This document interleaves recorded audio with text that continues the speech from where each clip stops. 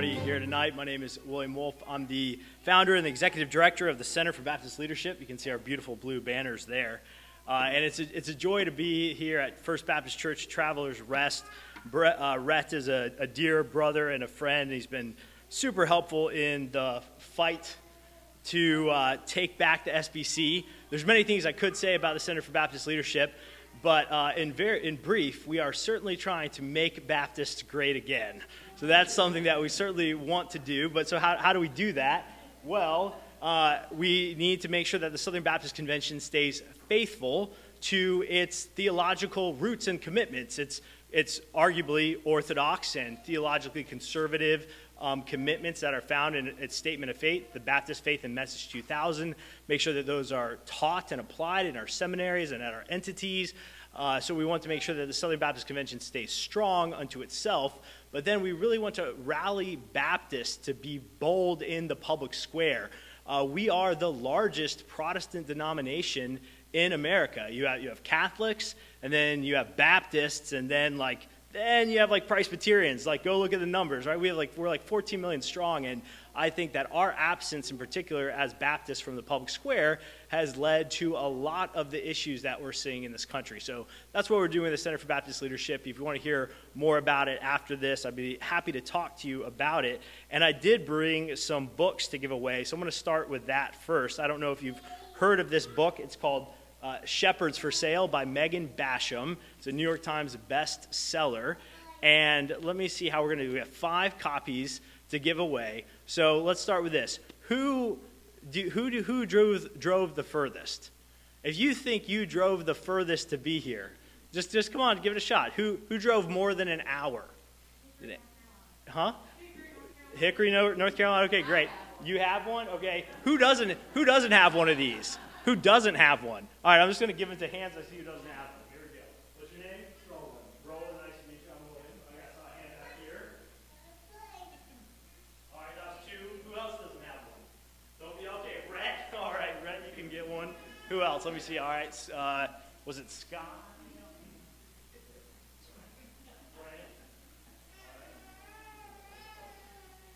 All right.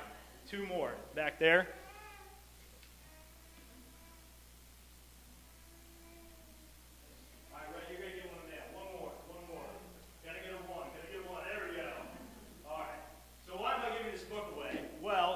This book tells a story of how a very intentional effort has been made to subvert conservative American evangelical Christianity.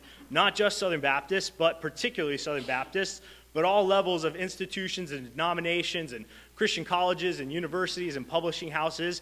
There has been an intentional subversion through money. As Matt said, follow the money, follow the money. You follow the money of the funding sources from organizations like the Gospel Coalition, the ERLC, and others, and you see that progressive, very progressive billionaires are pouring hundreds of thousands of dollars into Christian organizations. Now, why would they be doing that? Well, because it gets them access. It gets them to do things that they want them to do, which are contrary to our interests, to Christian interests, to the gospel, and to conservative interests in this country. So it's a very important book to read. And if you read that, to those who I just gave it out to, you think, well, what do we do? What do we do about it? Well, that's what the Center for Baptist Leadership is here to do in the Southern Baptist Convention. So that was all sort of preamble. That's not exactly what I'm here to talk about tonight. Tonight, I'm here to talk about voting. So I'm not actually really speaking too much about sort of national politics in general, but I do want to talk about voting in particular. And this is what we're going to do. We are going to consider what our founders said about voting. So the people who gave us the right to vote here in the United States of America, what did some of those men think about the purpose of voting? Then we're going to consider what a vote is and what a vote is not, which I think get often confused these days.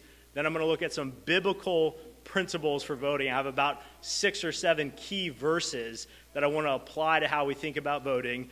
And then with whatever time is left, we'll get into Trump and Kamala. Okay, guys, we're going to get there. That's the fun stuff, and we'll get to that at the end. But I think it's important for Christians to think better about voting here in the United States of America. And Rhett, why don't you go ahead and give me when you think you'd like me to stop so I can just time in here. Okay, great. So, we live in Western civilization. I hope you understand that. We are the inheritors of the glorious tradition of Western civilization. And Western civilization is fundamentally a Christian civilization. And I won't go through everything that this has brought to us, but advancements in science and education and freedom, in arts and sciences. This is a product of Western civilization, of men who knew God, of men who sought to glorify God in all things, in all of life, and not just in the church on Sundays, but Monday through Saturday as well, in everything that they pursued. And right now, we live, I believe, in an urgent time where the future of Western civilization hangs in the balance. And I won't go into everything that's going on in Europe right now, but Europe is a great foreshadowing of what might be coming to America. And right now, Europe in particular is being conquered by two new forms of barbarism, essentially, two new barbarian hordes. On one hand, you have the shock troops of the LGBTQIA plus agenda. And don't forget the plus, because it really stands for a P, and I won't go into that here. We have kids, but you know what I mean, I trust. Right? So you have the shock troops of the LGBT agenda, who are essentially cultural Marxists, and they are taking over Europe, subverting Christian laws, throwing Irish teachers in jail who refuse to use fake pronouns for their students, fining men who are praying silently outside of abortion clinics, 12,000 pounds, essentially policing thought crimes. So you have the rainbow flag waving barbarians on one side conquering Europe, and then you have mass Islamic migration conquering Europe as well, through essentially open border policies. And neither one of these groups have any respect for the history, the heritage, the traditions, the freedoms of Western civilization that are fundamentally Christian freedoms.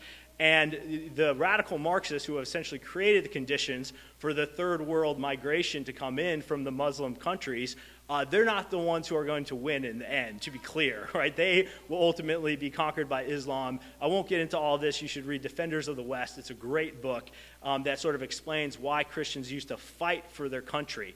But that's what's going on in Europe, and it is coming here in different degrees, right? We certainly have the radical Marxists amongst us, corrupting our institutions, corrupting our federal government, and while we don't have so much explicitly mass Muslim migration, we have mass migration coming from South America, Central America. We have as many as 20 to 30, if not more, illegal immigrants in this country at this time. It's probably more. We've seen a surge in illegal immigration over our southern border since Biden and Kamala have been in office, to the tunes that we've never seen before. And this is having real-world, real-life impacts on the culture of this country. And it's not something that we should wish upon anybody.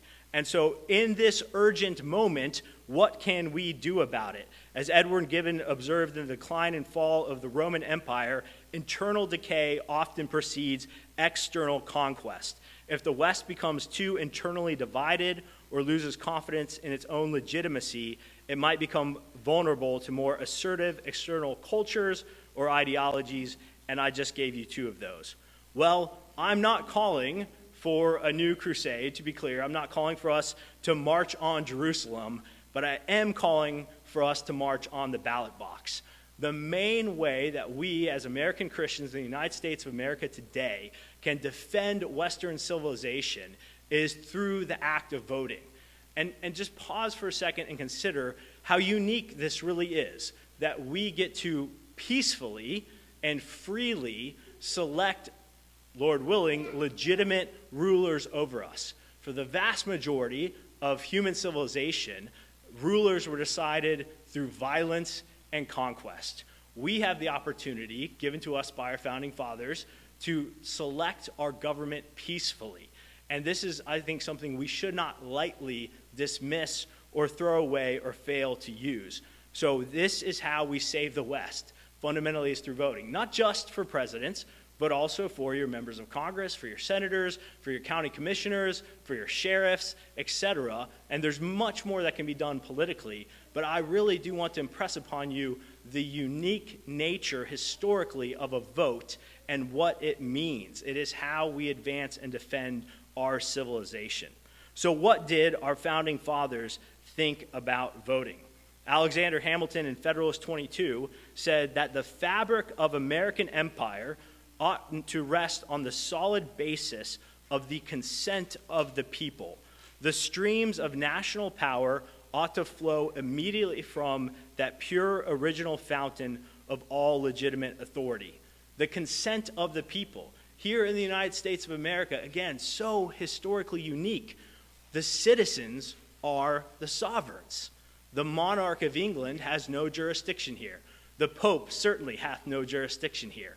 Here in the United States of America, we as the citizens are the sovereigns, and we have vested our sovereign authority, the consent of the governed, into a document, the Constitution, that then sets forth how our elected representatives should rightly rule over us.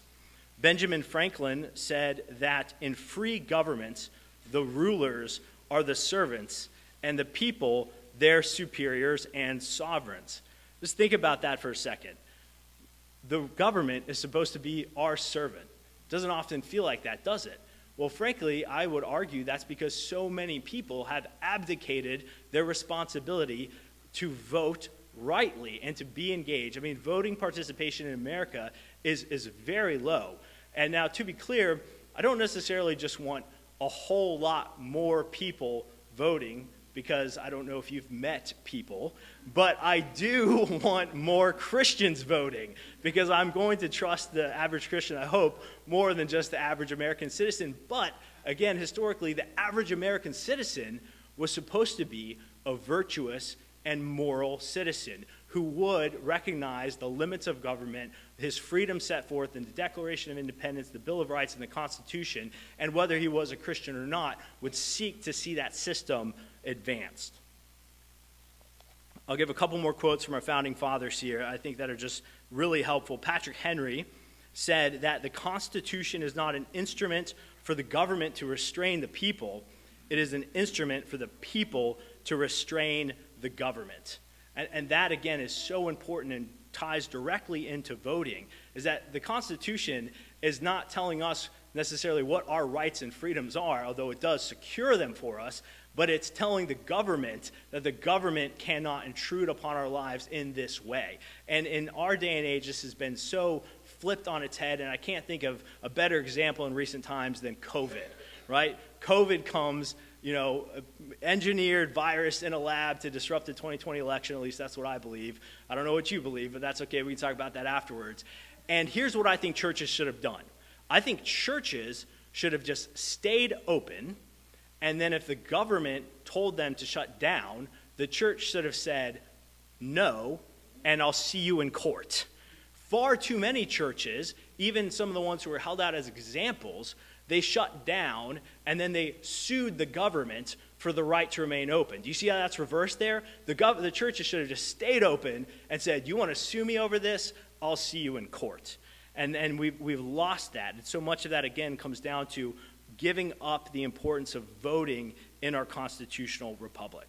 So in short, our founders saw the consent of the governed as being the legitimate basis for our government, the participation of the people in a representative democracy as being a safeguard against tyranny, and that this promoted civic duty and engagement and a protection of our rights. Voting was understood to be seen as a means to protect individual rights and liberties, because by choosing our leaders, citizens could ensure that their rights were not only recognized, but actively defended.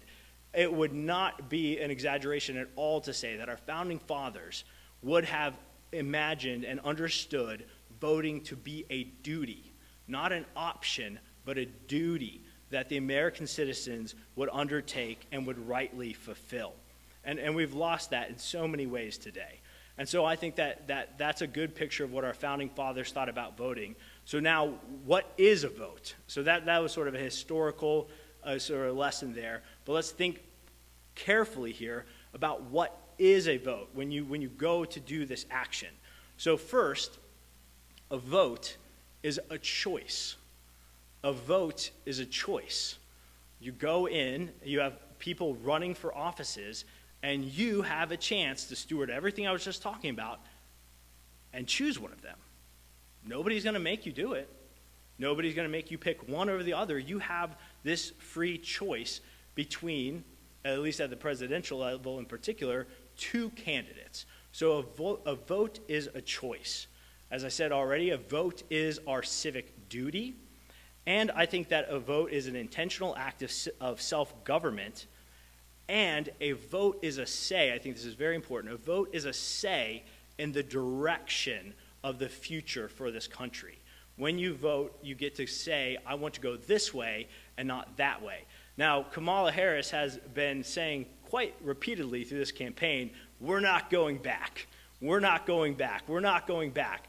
What does that mean when she says that? Well, she means we're not going back to a day and an age in America when abortion was illegal in this country. She doesn't want to go back to things like that. We're not going back to a day and age in America where homosexuality wasn't celebrated for an entire month out of the year. This was funny. I saw recently, I've got some friends who are living in Cookeville, Tennessee now, and a church is sponsoring a Christmas parade. And there were homosexual activists who were getting worked up as to whether or not there would be LGBT representation in the church-sponsored Christmas parade. To which I just have to say, listen, y'all get an entire month to celebrate your deviancy. I think we can keep Christmas, right? And so a vote is a choice. It's a say in the direction of the future of this country. It's not a guarantee of where we're going to go, but when you vote for a candidate who you can see what their policies are and you can see which way they want to take us, and is it towards a better direction in general or a worse direction, you get a say in that. What is a vote not? Or what is a vote not? A vote is not picking a pastor. A vote is not picking a pastor. God, in his infinite wisdom, has given different spheres of authority, we could say, to govern the lives of men in this world. There's the civil sphere and there's the ecclesial sphere, the sphere of the church. And in the church, God, in his infinite wisdom and through his inspired scriptures, gives us very clear standards for picking elders, in particular, to govern the church and to exercise the keys of the kingdom in the body of a local church, which is to say, you are a Christian by welcoming you into membership. This is a Baptist church, so I trust you're tracking with me. We can affirm your profession of faith, and the elders help oversee that and shepherd that. And so there are very particular qualifications. They're supposed to rightly teach God's word. It's understood. It's just assumed they'll all be regenerate believers. Those are the instructions God has given us to pick pastors in the church in 1 Timothy and in Titus. That's not what we're doing when we vote for a candidate for a civil office in the United States of America. We don't have a religious test for office in the United States of America. I'd be happy to have a conversation if you think that we should. You might be surprised what I think. But as much as it stands today, we don't. Right? And so we as Christians need to think carefully and not make a categorical error and say that because God wants pastors to look like this, we need all of our politicians to look like that too. That's not the right way to think through a vote. A vote is also not a sacrament. What do I mean by that? A vote is not something that we do in our lives as Christians that is part of sort of showing our allegiance and our obedience to God in the life of the local church, or a commemoration or a celebration of what Christ has done on the cross. So Baptists recognize sort of two main sacraments, baptism and the Lord's Supper. Both of those are deeply rooted in the gospel message. A vote is not that. It's not a holy thing. It's a civic duty. It's not a holy thing. I hope that point I'm making here makes sense to you. It's not something that is necessarily pertaining to sin and righteousness in the life of a Christian before God and in the church. It's rather something that we're doing to participate in the civic sphere and to uphold principles of justice for all people in our country, which I, again, would concede are grounded in Scripture, but it's not a sacrament. It's not a holy thing that we're doing. A vote is also not about your feelings. A vote is not about your feelings. This is really important. We live in a hyper-emotional age, and we get worked up about all sorts of things. But when you go to vote, you shouldn't vote based primarily off of how somebody's news clip made you feel, or if somebody's words hit you the wrong way. You know, there are some very likable people out there who are really evil. And then there are some very not so likable people out there, perhaps, who actually have really good things that we would want to see done in the political and civil arena. So don't vote off your feelings, or as Ben Shapiro would say, vote off your facts, right, when you go into the voting booth. And finally, and if you'll indulge me on this for a second, a vote is not only about your Christian conscience. I've heard this phrase a lot these days in our discourse around voting as Christians. Your conscience is an important piece of your life as a believer, but I think that people misunderstand what your conscience is and how it works, right? So I'm gonna quote from a very smart guy, Ben Crenshaw, who wrote an article at American Reformer. He says, "Conscience cannot tell us who to vote for or why. Conscience is the innate faculty in man that murmurs against evil, condemning us when we err, and praises the good, commending right behavior. Conscience can only teach us general moral principles, but just conscience alone cannot tell us that voting for such and such a candidate on this or that platform is morally permissible or prohibitory." So what do I mean by that? Well, there are plenty of people out there who would say, I am voting for this pro-abortion, pro-LGBT candidate in good conscience, right? I hope that makes sense, right? There are people out there who would say, my conscience is telling me I need to vote for this individual who we would say as Christians fails to meet the basic standards that we would expect to see upheld as righteousness in the civil sphere. Conscience is an important piece of the Christian life, but conscience must always be subject to reason and to prudence as well. So conscience is a part of your vote, but it's not everything there is to it. All right, so that was sort of the philosophical breakdown of what a vote is. I hope everyone's still tracking with me here. So now, as a good Christian, as a Baptist, I want to bring in the Bible. So what should we think about how we should vote from a biblical perspective? And I'm just going to run through these, and I've got a verse for each of them. First, I think as Christians, we should vote to honor our father and mother. Exodus 20:12 says, "Honor your father and mother, that your days may be long in the land that the Lord your God is giving you." What do I mean by honor your father and mother with your vote? Well, that was the first part of my talk, really. Honor this inheritance that we've been given. Honor the men who have fought and died to preserve freedom in America for us and to defend and uphold the Constitution. So we live in a very atomized age where people view themselves as divorced from the past and with no stake in the present. That's not how Christians should live. We should live connected to the past and with an eye towards the future as well. So vote to honor your father and mother for the very many, many men and women who have died to secure these freedoms for us. Second, vote for your kids. You see where I'm going? Vote for the past, vote for the future. I have my 3 beautiful boys here with me tonight and my wife. And, I always thought that I was pretty conservative. Hey, Evan. I always thought that I was pretty conservative. But let me tell you, having 3 boys in this day and age will make you an outright radical. When I look at the country that my kids might grow up in, it causes me great concern. And so what is the future that I am going to have a hand in leaving for them? Well, I get to decide that, at least to a certain degree, with my vote. So when you vote, vote for your kids. Proverbs 13:22, "A good man leaves an inheritance to his children's children." 3, vote to be salt and light. Vote as Christians to be salt and light in this country. Matthew 5:13-16 says, "You are the salt of the earth. But if the salt loses its saltiness, how can it be made salty again? It is no longer good for anything except to be thrown out and trampled underfoot. You are the light of the world. A town built on a hill cannot be hidden. Neither do people light a lamp and put it under a bowl. Instead, they put it on its stand, and it gives light to everyone in the house." So vote to be salt and life. What do I mean by that? Well, salt is a preservative.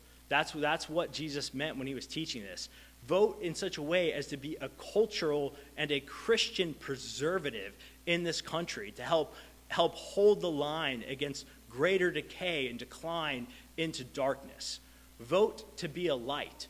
Vote to show a better way, a better future. Vote to show a world in which men and women in marriage is the norm, right? And not something that's just an option. Vote to be a light for the unborn. Vote to be a light for this country. And in terms of the immigration issue that I already talked about, vote for the sake of the future of an America that exists as we know and love it. Vote to be light. And on this point, I do want to say something about third-party voting. Third-party voting is not salty.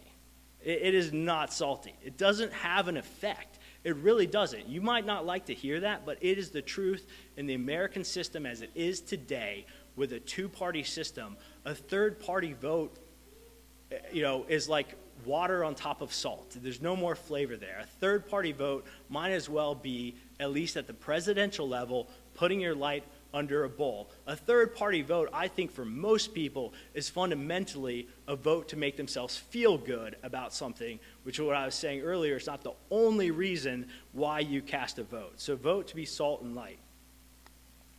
Vote with prudence. Matthew 10:16. Behold, I am sending you out as sheep in the midst of wolves. So be wise as serpents and innocent as doves. It's tough. It's not perfect. We are out in the midst of wolves, right? I'm not in any way, shape, or form trying to paint some rosy picture where, on one side we have Jesus we can go vote for, and on the other side we have Satan. That's not what it's like out there, right? We are out there in the midst of wolves, and so we need to be wise. We need to use the reason that God has given us. We need to use our heads as well as our hearts. Vote out of love for self and neighbor. I said vote to love your parents. I said vote to love your kids, but vote to love yourself and your neighbor as well. In Matthew 22:37 and 39, Jesus summarizes all of the commandments into the two greatest commandments, which is love the Lord your God with all your heart and with all your soul and with all your mind, and to love your neighbor as yourself. Let's focus on that second part there. Jesus is assuming there will be self-love. You better believe that when I go vote on November 5, I am voting out of self-love in many ways, and that's a right thing. I'm going to vote out of a sense of self-preservation, but I am also going to vote out of love for my neighbor as well, and you should too. You should think about what God has said is good for your neighbors according to his righteous law and his decrees, his creation order for this world, and vote to love your neighbors. I've said over and over again recently, love your neighbor, support mass deportations. That's just one example, right? Love your neighbor. Love your unborn neighbor. Support abolishing abortion. Love your neighbor. Support appointing a president who might give us more justices who would one day overturn Obergefell. That would be a good thing for our country. It's not loving for our neighbors who live in an LGBT lifestyle to be confused and misled on what marriage is by the laws of this land. So vote out for self and neighbor love as ordered by Christian principles. And then this is the one I really want to hone in on here, if you're not convinced yet, is vote as an act of stewardship before God. I've talked quite a bit already about how we have inherited a stewardship from our earthly forefathers in Western civilization and in America, but this act of the freedom to vote is a stewardship that God has given us, right? It is God's sovereignty that exists over everything here that we have in America. Matthew 25:24-28 tells the story of the unfaithful steward. And he had received 1 coin, another steward received 5, another steward received 10. And then when the master returns, he calls them up, and this is the account of the unfaithful steward.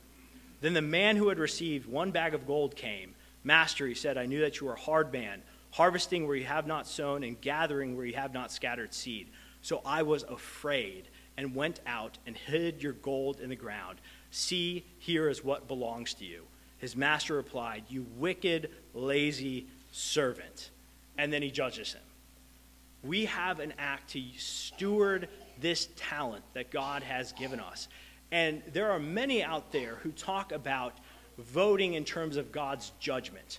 And I do think that there's a degree in which God's judgment is on America. There's no question about that. But I also, from reading my Bible and the theological tradition that I hold to as a Reformed Baptist, I am not confident that I can say that I know exactly how God's judgment is being poured out on this land, or that I know exactly how my vote may or may not further that judgment. There are those out there who are saying things like, you cannot vote for Donald Trump because that will help bring further judgment upon this country. I've even heard some people say, we're already being judged, so actually it might be good if Kamala Harris wins because that will be even more judgment on America because of things that we're doing in this country that are sinful and wicked.